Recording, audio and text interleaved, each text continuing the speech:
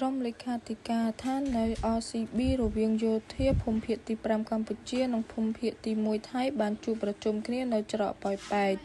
ក្រុមលេខាធិការដ្ឋានគណៈកម្មាធិការព្រំដែនថ្នាក់យោធាភូមិភាគកម្ពុជាថៃ RBC យោធាភូមិភាគទី 5 ភាគីកម្ពុជានិងកងទ័ព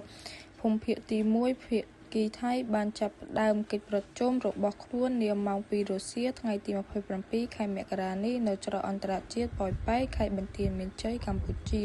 ទល់នឹងខេត្តស្រះកែវថៃនេះបើតាមលោកស្រីម៉ាលីសុជាតាអ្នកនាំពាក្យក្រសួងការពារជាតិកម្ពុជានៅក្នុងសេចក្តីប្រកាសព័ត៌មាននៅរសៀលថ្ងៃអង្គារនេះលោកស្រីម៉ាលីសុជាតាបញ្ជាក់ថាគណៈប្រតិភូមិរដ្ឋលេខាធិការរបស់កម្ពុជាដឹកនាំដោយលោកសគឹមបៈប្រធានក្រុមលេខាធិការ RBC កម្ពុជារីឯគណៈប្រតិភូមិលេខាធិការរបស់ថៃដឹកនាំដោយលោកភិថាយ៉ាគូប៉ូសុវណ្ណប្រធានក្រុមលេខាធិការ RBC ថៃ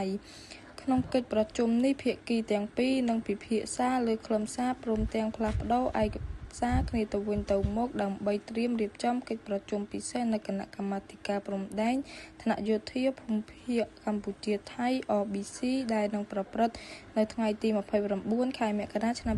2026 ខាងមុខនេះអ្នកនាំពាក្យក្រសួងការពារជាតិកម្ពុជាបន្ថែមដូចនេះ